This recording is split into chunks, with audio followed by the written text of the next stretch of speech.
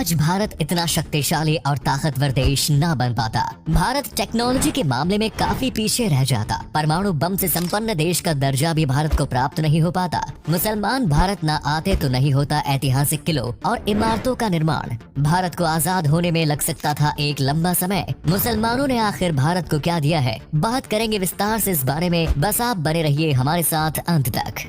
भारत सदियों से विभिन्नताओं में एकता वाला देश रहा है। सभी धर्मों के लोग यहाँ प्रेम और भाईचारे के साथ रहते हैं। भारत देश में आपको हर धर्म और संस्कृति की झलक देखने को मिल जाएगी। हर धर्म और समुदाय के लोगों का इतिहास में विशेष योगदान रहा है और मुसलमानों ने भी भारत को बहुत कुछ दिया है। आज भारत जिस मकाम पर खड़ा है उसमें मुसलमानों की भूमिका काफी महत्वपूर्ण रही है। मुसलमान ही भारत में पहली बार बंदूक, तोपखाने और रॉकेट की टेक्नोलॉजी लेकर आए। बाबर के आने से पहले भारत के लोगों को बारूद, बंदूक, तोपखानों के बारे में जानकारी नहीं थी, लेकिन बाबर के आने के बाद भारत के मुर्शिदाबाद, बीजापुर और तंजौर जैसी जगहों पर शस्त्रों और अन्य हथियार बनाने के कारखाने शुरू किए गए। बंदूक और तोपों का निर्माण इन कारखानों में किया गया। मुसलमानों ने भी भारत के कई बड़े शहर जैसे दिल्ली, आगरा, लखनऊ, हैदराबाद, औरंगाबाद की स्थापना की। मुसलमानों के आने से पहले भारत अलग अलग रियासतों में बटा हुआ था। वहीं मुसलमानों ने ही भारत को अखंड बनाया और मुसलमान शासकों के काल में हिंदुस्तान की सीमाएं अफगानिस्तान से लेकर ईरान तक फैली हुई थी।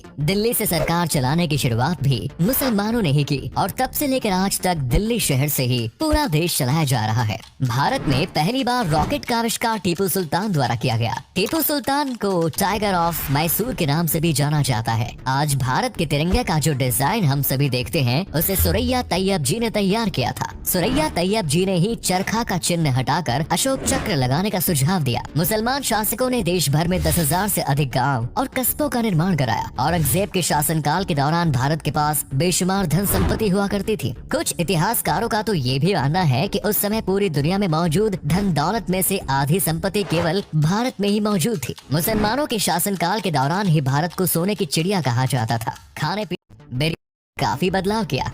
बिरयानी, पुलाव, हल्का पूरी, मुरब्बा, समोसा, कबाब और कीमा जैसी तमाम डिशेस मुसलमान ही विदेशों से भारत लेकर आए। मुसलमानों ने भारत के कृषि सेक्टर में भी काफी योगदान दिया। खजूर, फूल गोभी, नींबू, संतरा, धनिया और सेब जैसी चीजों की खेती बाड़ी मुसलमानों ने ही भारत में शुरू कराई। तुर्की के मुसलमान भारत में पहली बार चाय लेकर आए। इससे पहले भारत के लोग काढ़ा, हल्दी वाला दूध जैसी चीजें ही रोजाना पिया करते थे। यहाँ तक कि साबुन बनाने की शुरुआत भारत में तुर्क के मुसलमानों ने ही की। साबुन के आविष्कार से पहले भारत के लोग मिट्टी और रेत से अपने शरीर का मैल साफ किया करते थे। मुसलमानों ने भारत के लोगों को अनुशासन में रहना सिखाया। नियम और कानून बनाने की शुरुआत मुसलमानों ने ही की थी। मुगल शासकों के समय दलित भी दरबार का हिस्सा हुआ करते थे और उनके साथ किसी भी प्रकार का भेदभाव नहीं किया जाता था। छुआछूत जैसी बीमारी से मुसलमानों ने ही भारत को मुक्ति दिलाई है। मुसलमानों ने भारत में हजारों इमारतों का निर्माण कराया है। दुनिया के 7 अजूबों में शुमार ताजमहल का निर्माण शाहजहां द्वारा किया गया, जिसे आज पूरा विश्व प्रेम की एक अद्भुत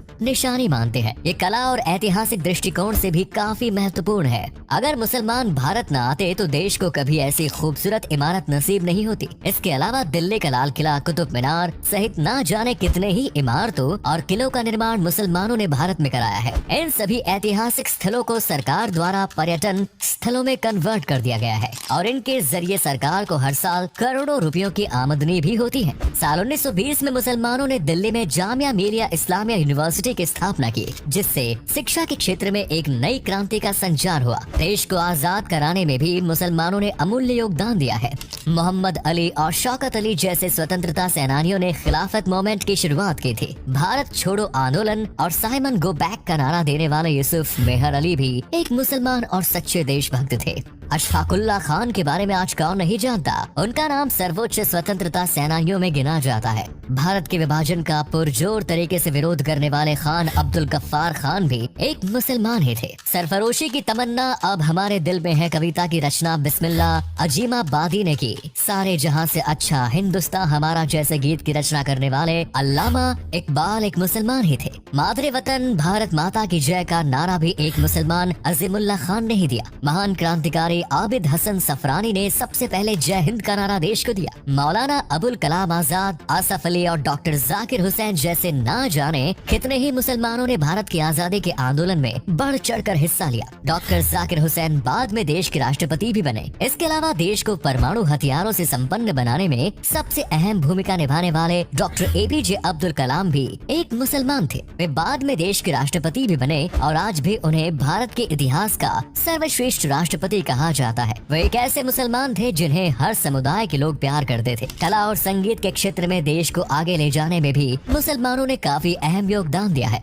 महान शहनाई वादक उस्ताद बिस्मिल्लाह खान, तबला वादक जाकिर हुसैन, महान चित्रकार MF हुसैन जैसे ना जाने कितने ही महान विभूतियों का जन्म भारत की धरती पर हुआ और ये सभी मुसलमान थे। आज के समय में देश के दिग्गज उद्योगपतियों में शुमार अजीम प्रेमजी भी एक मुसलमान है। AR रहमान और आतिफ असलम जैसे संगीतकार मुसलमान हैं जिन्होंने करोड़ों भारतीयों के दिलों पर राज किया। मुसलमानों के कारण ही आज बॉलीवुड इंडस्ट्री की पूरे विश्व में पहचान है।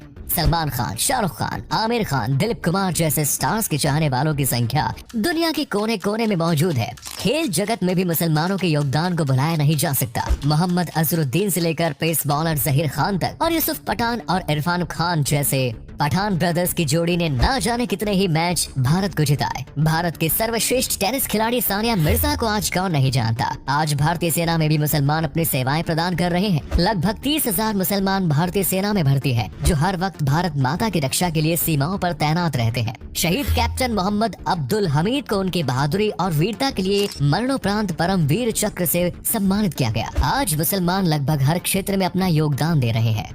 बिजनेस से लेकर सर्विस सेक्टर तक हर जगह मुसलमान देखने को मिल जाएंगे, जो भारत की अर्थव्यवस्था को मजबूत बनाने का काम करते हैं। इतना ही नहीं, राजनीति में भी मुसलमान सक्रिय हैं। केंद्र सरकार के मंत्रिमंडल से लेकर राज्य सरकारों तक कई बड़े पदों पर मुसलमान लोग बैठे हुए हैं, जो देश के हर छोटे बड़े फैसले लेने में अपनी राय प्रदान करते हैं। आज कई कट्टरवादी लोग ऐसे हैं जो मुसलमानों को भारत का हिस्सा नहीं मानते। ऐसे लोगों को एक बार मुसलमानों के इतिहास के बारे में पढ़ना चाहिए और देखना चाहिए कि आखिर मुसलमानों ने भारत को कितना कुछ दिया है। भारत को फर्श से अर्श तक ले जाने में मुसलमानों की भूमिका बेहद ही महत्वपूर्ण रही है। आज एक हिंदू, बौद्ध, सिख या जैन धर्म का व्यक्ति अपने देश से जितना प्यार करते हैं, उतना ही प्यार एक मुसलमान भी भारत देश से करता है। हजारों मुसलमानों ने भारत के लिए अपना सर्वोच्च न्योछावर कर दिया। काला पानी की सजा पाने वाले अधिकांश लोग मुसलमान ही थे, जिन्होंने अंग्रेजी हुकूमत के खिलाफ अपनी आवाज बुलंद की। मुसलमान सदियों से भारत का एक अभिन्न हिस्सा रहे हैं और हमेशा रहेंगे। तो उम्मीद है आपको हमारी ये वीडियो पसंद आई होगी। दोस्तों, हम उसी भारत देश के निवासी हैं जहां हिंदू मुस्लिम भाई भाई के नारे दिए जाते हैं। इस भाईचारे को कुछ कट्टरवादियों के कहने पर खराब नहीं करना चाहिए। अगर आपको ये जानकारी अच्छी लगी तो इसे लाइक और शेयर अवश्य करें।